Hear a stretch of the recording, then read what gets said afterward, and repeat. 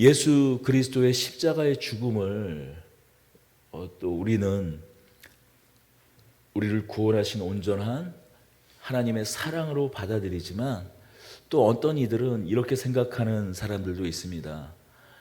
예수님은 이렇게 좀 오해하지 않고 잘 들어야 됩니다.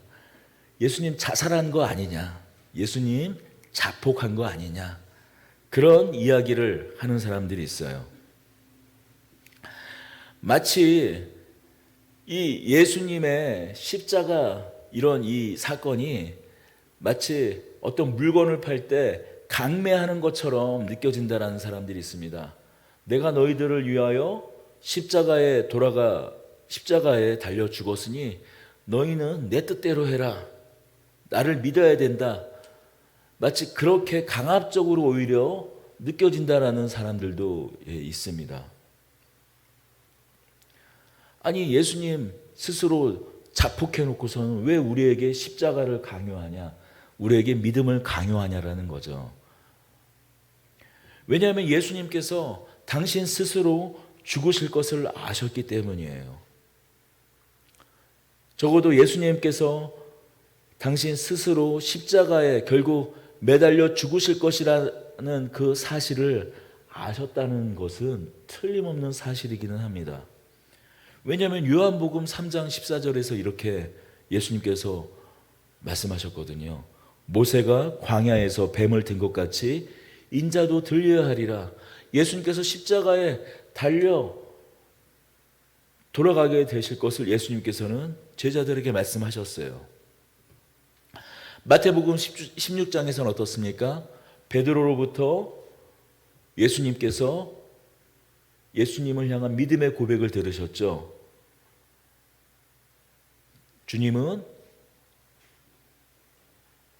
그리스도시요 살아계신 하나님의 아들이시나이다. 믿음의 고백을 들으시고 또 그 믿음의 고백 위에 당신의 교회를 세운다고 말씀하시면서도 22절에 또 이렇게 말씀하셨어요.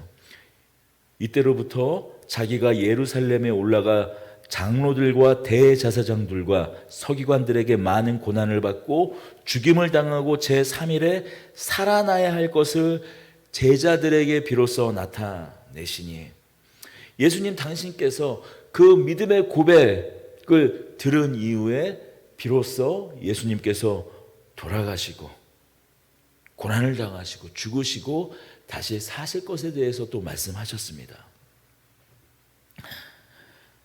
또 어떻습니까? 마지막 만찬 때에도 유다로부터 예수님 당신께서 팔리실 것에 대해서 말씀하셨어요. 내 다음에 떡을 뗀 자가 나를 팔 자라고. 이미 유다가 예수님 당신을 팔 것을 예수님은 알고 계셨습니다.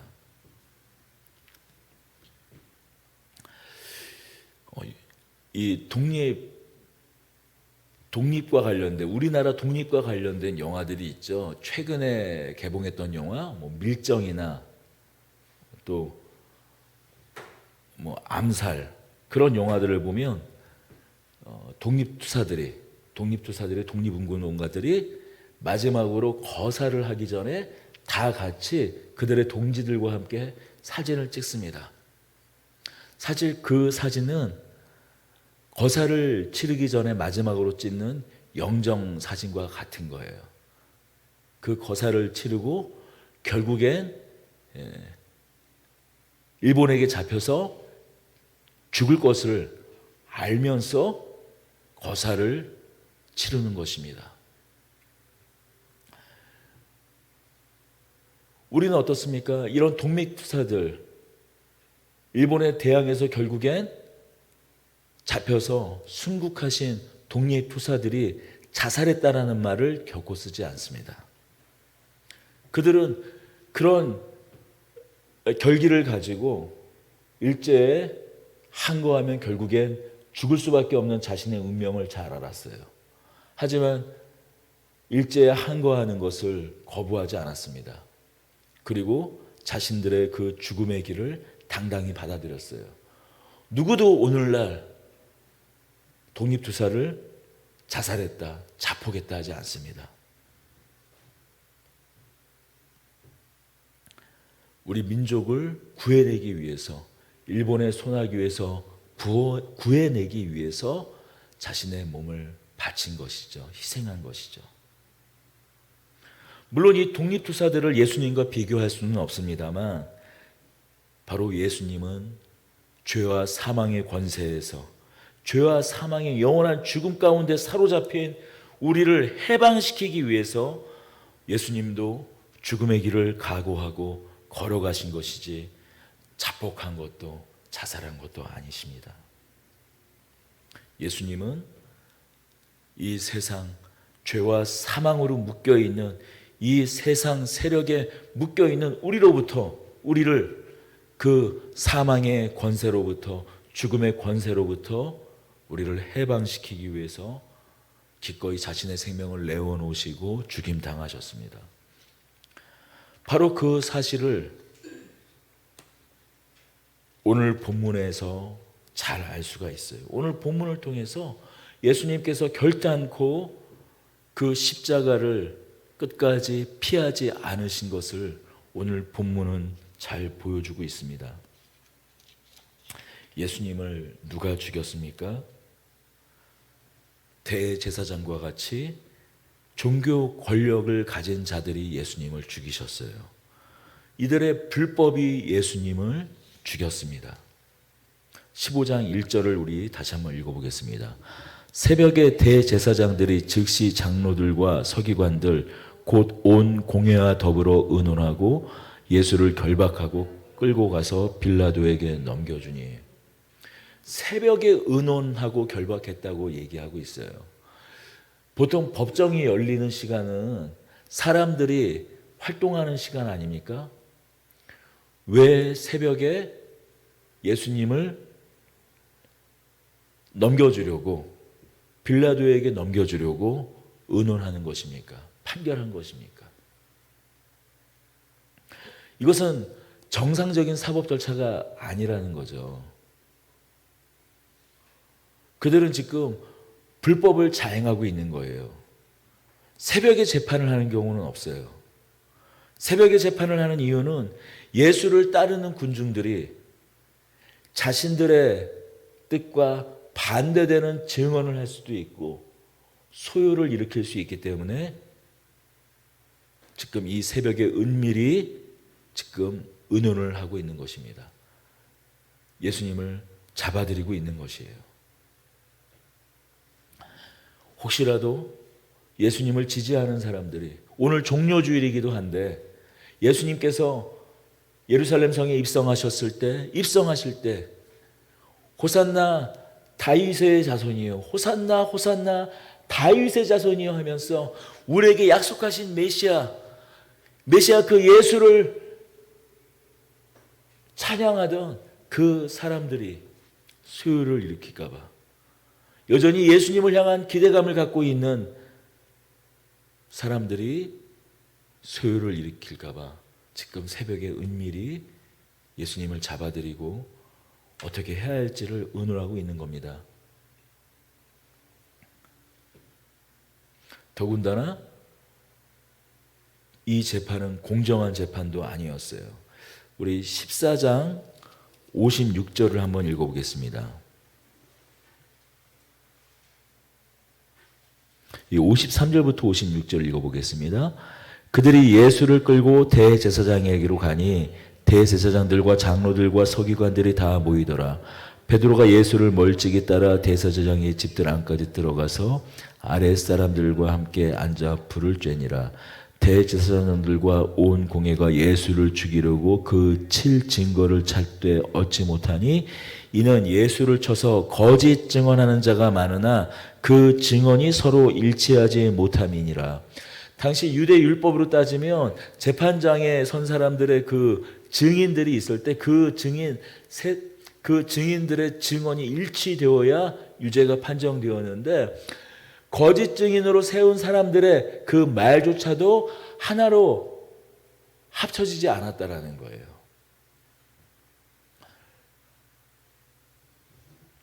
그런데 억지로 죄를 씌워서 예수님을 넘기려고 하고 있는 겁니다. 62절입니다. 아무 대답하지 않는 예수님께 계속 너는 누구냐라고 물었을 때 예수님께서 말씀하십니다. 내가 그니라 인자가 권능의 우편에 앉은 것과 하늘 구름을 타고 오는 것을 너희가 보리라 하시니. 예수님의 메시아 선언이에요. 예수님의 메시아 선언입니다. 다니엘서에 말씀하신 다니엘서 7장에 말씀되어 있는 것처럼 끝날에 오실 메시아 인자, 바로 그가 당신인 것을 선언합니다. 내가 그 나라 인자가 권능자의 우편에 앉아 있는 것과 하늘 구름을 타고 오는 것을 너희가 보리라. 이것을 신성모독이라고 하며 끝내 다른 증거가 없자 신성모독이라 하면서 빌라도에 넘깁니다. 예수님께서 메시아인가 메시아가 아닌가 하는 이 사실은 검증을 해야 될 영역입니다.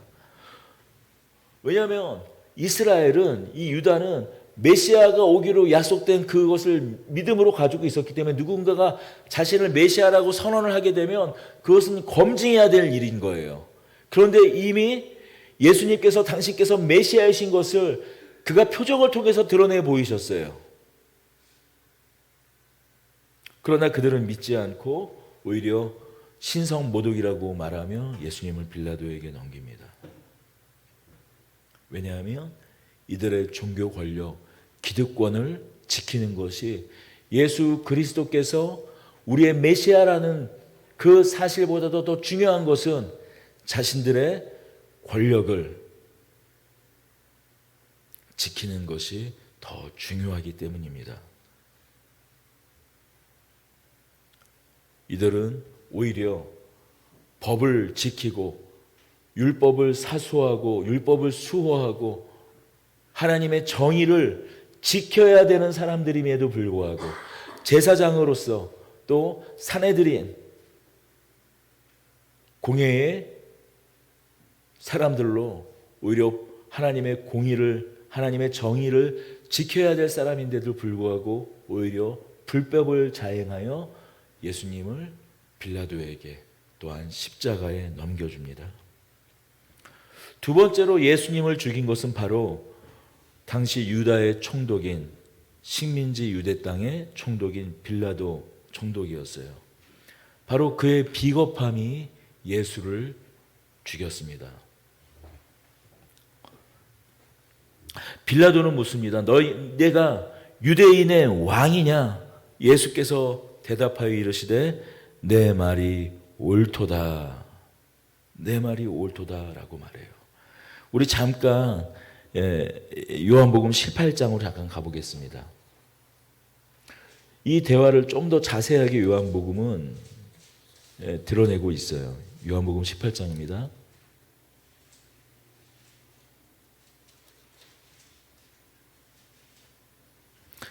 요한복음 18장 33절부터 함께 읽어보겠습니다. 이에 빌라도가 다시 관정에 들어가 예수를 불러 이르시되 내가 유대인의 왕이냐? 예수께서 대답하시되 이는 내가 스스로 하는 말이냐? 다른 사람들이 나에 대하여 내게 한 말이냐?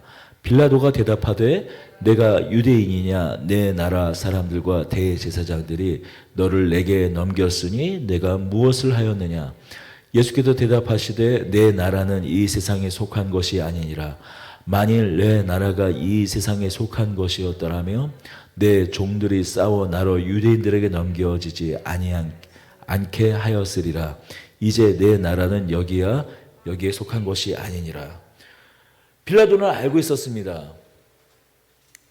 예수님이 유대인의 왕이라고 말하는 내 말이 오늘 마가복음 이 15장 이 2절의 말씀처럼 빌라도가 묻되 내가 유대인의 왕이냐? 예수께서 대답하여 이르시되 내 말이 옳도다.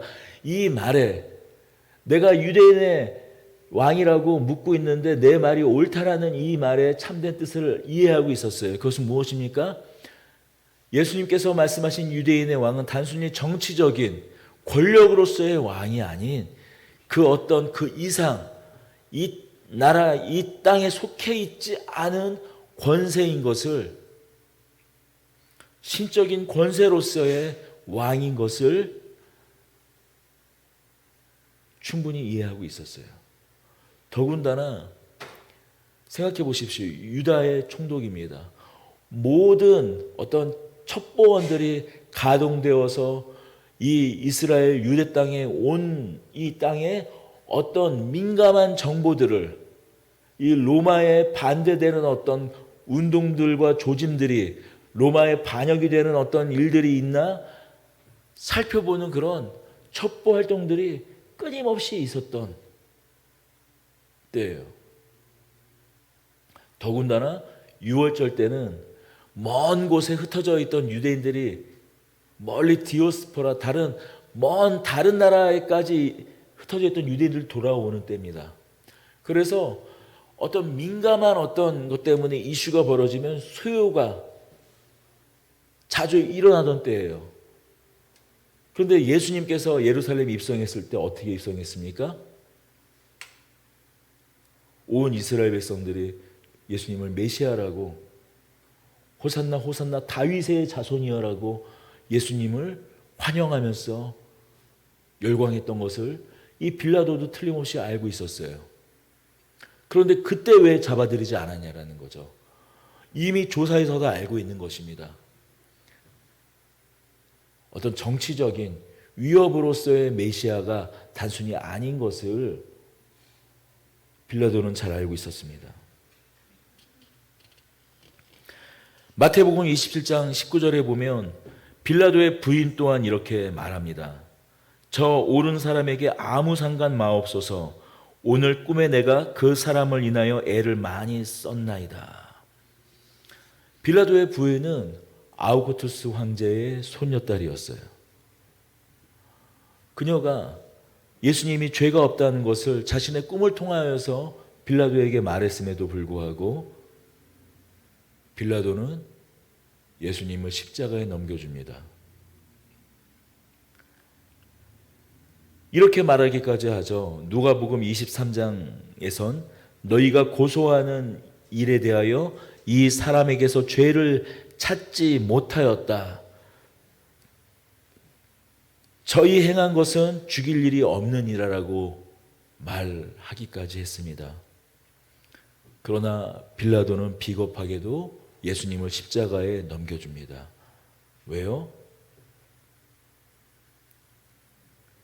혹시라도 예수의 반대자들이 소요를 일으켜서 문제가 생기면 결국 그 책임을 자기가 져야 되고 이 총독의 자리에서 결국 낙마할 수밖에 없는, 이 총독의 자리에서 쫓겨날 수밖에 없는, 그가 권력을 탐하는 그 욕심 때문에 이 빌라도는 비겁하게도 예수님을 십자가에 넘겨준 것이죠. 마지막으로 또한 이 예수 그리스도를, 예수님을 죽인 것은 바로 비열한 무리들이었습니다.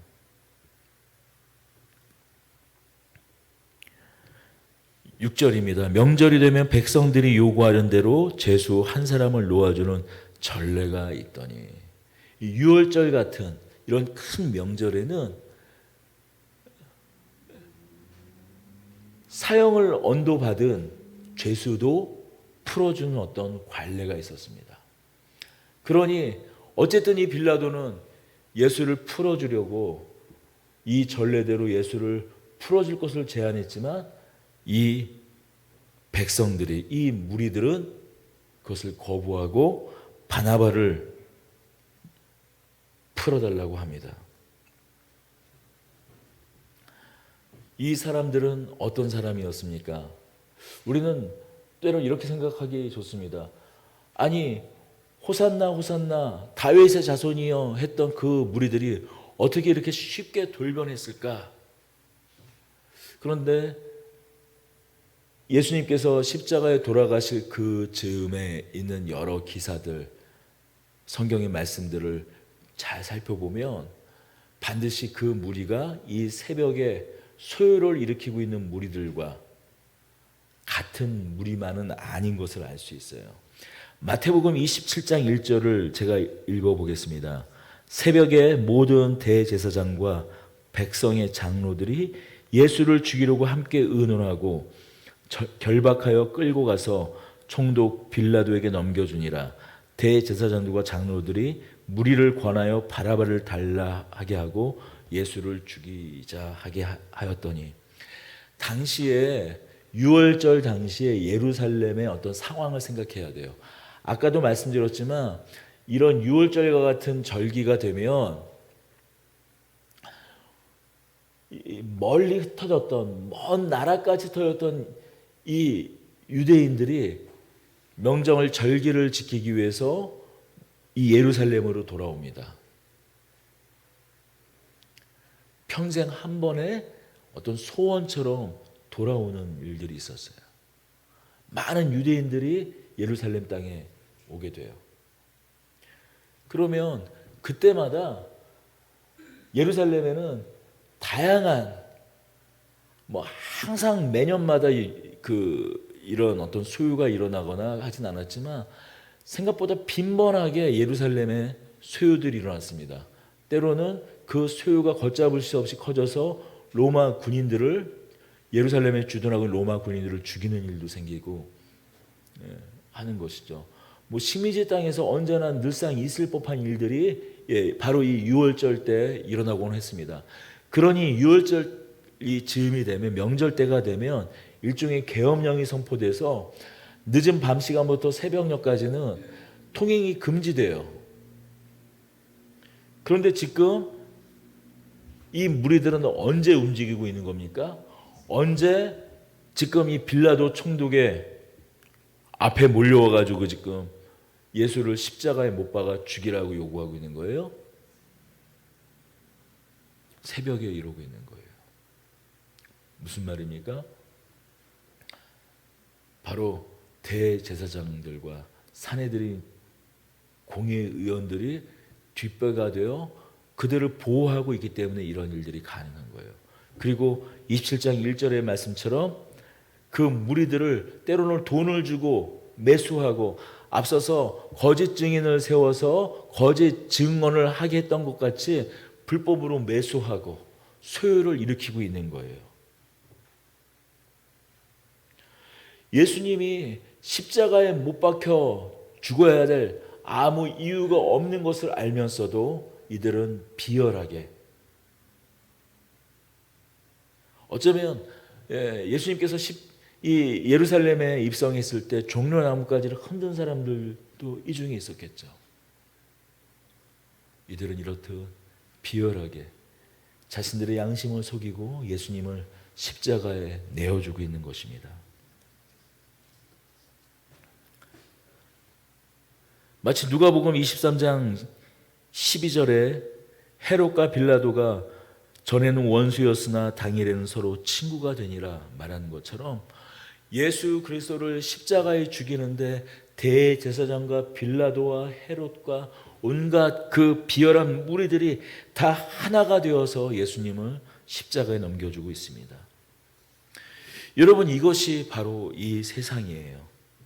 서로 생각과 견해가 달라도 예수를 죽이는데 다 한 마음 한 뜻이 되는 것이 바로 세상입니다. 여러분, 이 세상은 여전히 마찬가지입니다.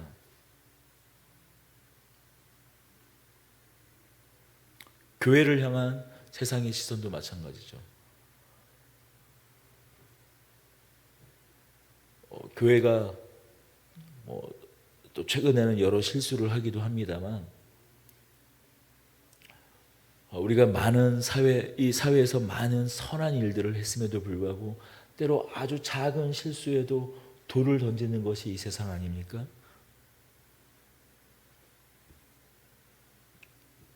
더군다나 이 세상에 또 속성은 어떻습니까? 교회를 향해서도만이 아니라 원래 세상의 속성이 그렇습니다.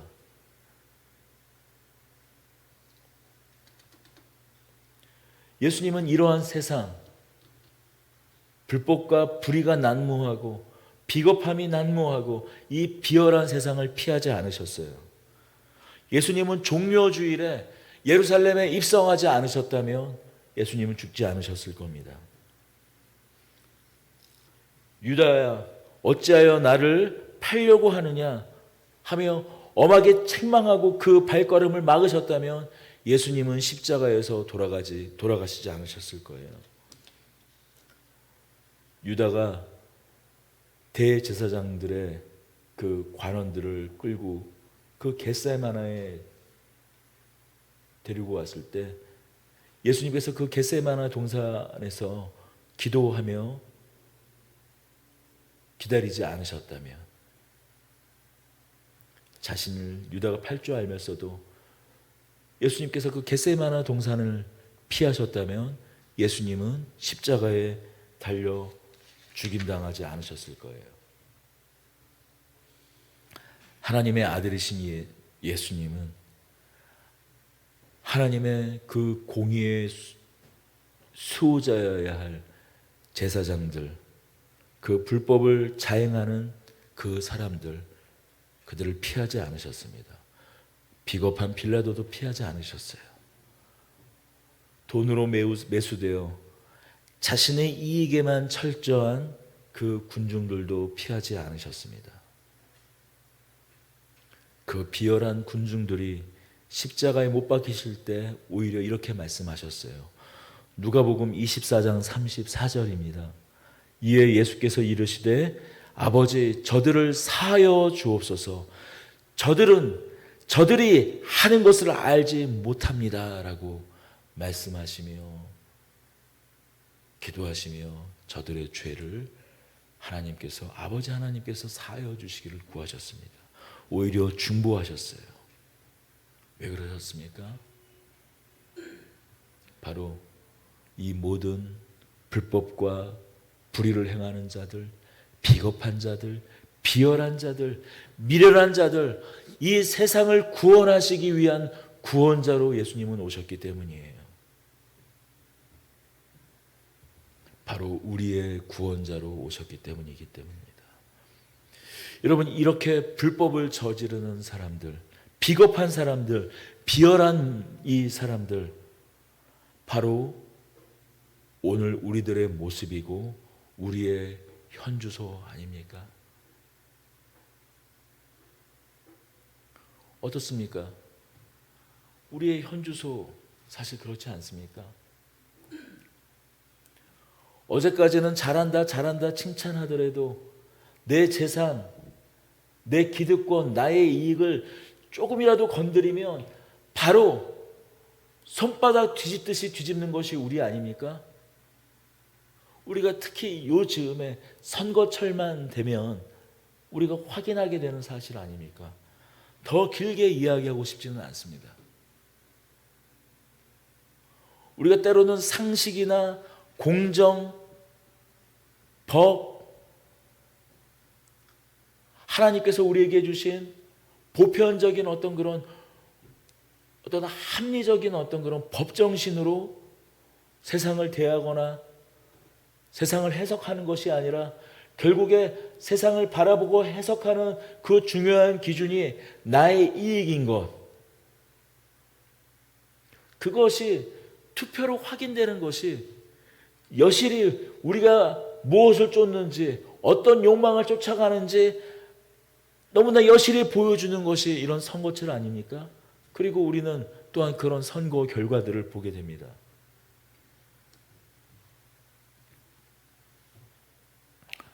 그러나 예수님은 바로 이러한 세상을 구원하시려고 오신 것, 그 사실을 우리는 잊으면 안 됩니다.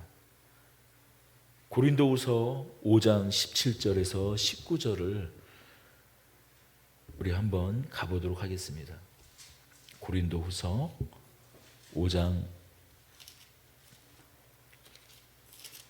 17절에서 19절 우리 마지막으로 읽고 오늘 말씀을 마치려고 합니다.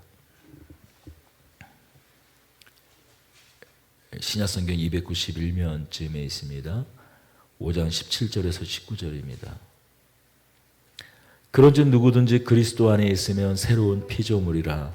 이전 것은 지나갔으니 보라 새 것이 되었도다. 모든 것이 하나님께로 났으며 그가 그리스도로 말미암아 우리를 자기와 화목하게 하시고 또 우리에게 화목하게 하는 직분을 주셨으니 곧 하나님께서 그리스도 안에 계시사 세상을 자기와 화목하게 하시며 그들의 죄를 그들에게 돌리지 아니하시고 화목하게 하는 말씀을 우리에게 부탁하심이라.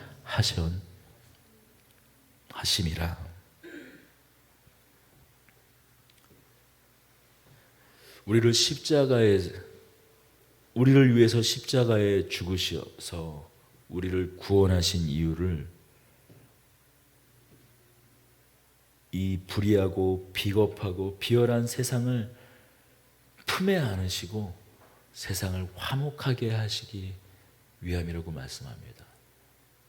이 세상이 화목할 수 없는 이유는, 이 세상이 계속 불안할 수밖에 없는 이유는, 계속 전쟁이 끊이지 않고 어떤 곳에서 끔찍한 사륙이 일어나고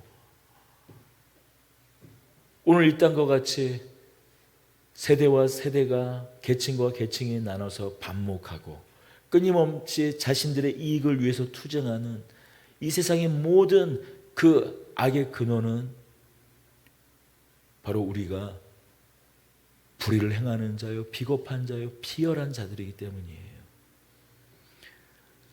바로 그런 사람들이 남이 아니라 바로 우리 자신들의 모습인 것을 우리는 부정할 수 없습니다.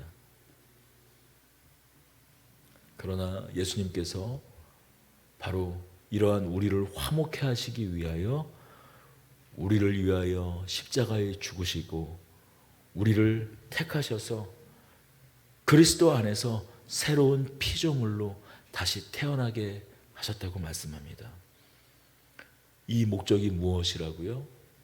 우리 구원의 목적을 다양하게 여러 곳에서 성경에 다양하게 여러 방법으로 설명하고 있지만 오늘 우리가 마지막으로 읽은 이 고린도 후서 5장 17절에서 19절 말씀으로 보자면 예수님께서 세상을 화목하게 하신 것처럼 우리도 화목하게 하기 위하여 우리로 통하여 화목하게 하는 직분을 주시기 위하여 우리로 화목하게 하는 직책, 우리로 화평의 사람으로 만들기 위하여 우리가 가는 곳마다 모든 불안, 모든 불의, 모든 악함이 끊어지고 화평케 되게 예수께서 이 세상을 화평케 하신 것처럼 화목케 하신 것처럼 우리로 통하여 세상을 하나 되게 하기 위하여 우리를 새롭게 빚으셨다, 새롭게 창조하셨다라고 말씀합니다. 이 대선이 끝나고 분열된 사회의 모습을 봅니다. 그런데 요즘 어떤 인터넷을 보거나 SNS를 보면 오히려 세상보다도 이 믿는 자들의 모습 속에 더 분열된 모습이, 더 공격적으로 날이 선 모습을 보게 돼요. 기독교 역사가 증언하는 한 가지 분명한 사실은 이겁니다. 기독교는 심판자로서 정죄하는 자리에 서지 않았다는 거예요. 무엇인가 판단하고 심판하고 죽이고 하는 자리에 서서 우리의 길을 넓혀가지 않았습니다.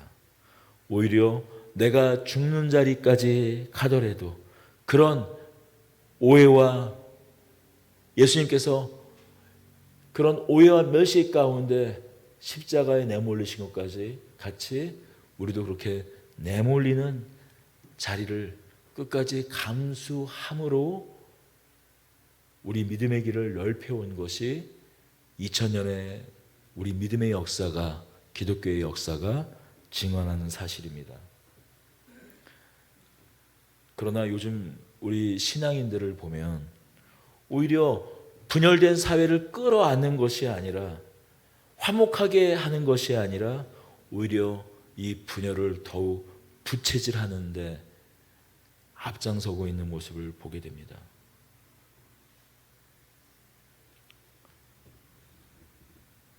계속해서 기도하고 있지만 이 전 세계가 우크라이나 전쟁의 참화에 함께 휩싸여 가고 있습니다. 우리나라는 우리나라대로 또 전례가 없는 정치 갈등, 세대 갈등으로 점점 심각해져 가고 있습니다. 이러한 때에 이 화목의 직분을 감당하기 위하여 필요한 것은 바로 용납입니다. 불법과 불의, 비겁과 이 비열함, 그것을 우리가 분명히 알고 있다 하더라도, 물론 알고 있지만 또한 그것을 용납하자는 것이 다만 단순히 그것을 묻어두고 지나가자라는 말이 아닙니다. 정죄의 자리에 서지 않는다라는 것입니다. 정죄의 자리에 서지 않는다라는 것입니다. 예수님께서 말씀하신 것처럼 비판하는 너의 눈에 들보가 있는 것을 알라라고 예수님께서 말씀하시는 것처럼 정죄가 심판이 세상을 바꾸는 것이 아니라 용서가, 용납이, 오래 참음이, 사랑이 이 세상을 바꾸는 오직 한 가지인 것, 그것 때문에 예수님께서 이 땅 가운데 오신 것, 그리고 끝내 죽으신 것, 이 세상을 용납하시고 품에 안으신 것을 우리가 기억하고 이 종려주일 부활절이 우리 모든 믿는 자들에게 있어서 다시 한번 이 세상의 화목을 이끌어내는 그러한 절기가 되기를 기도합니다. 잠시 기도하겠습니다. 은혜와 사랑의 주님, 주님께서 우리를 부르셨을 때 화목해 하라 하셨는데 어쩌면 우리가 이 세상에서 오히려 이 세상을 나누는, 불안케 하고 분열케 하고 오히려 세상을 평안을 깨는 사람들로 그렇게 살아가고 있는지, 그렇게 살아가고 있지는 않은지 돌이켜봅니다. 주님, 기꺼이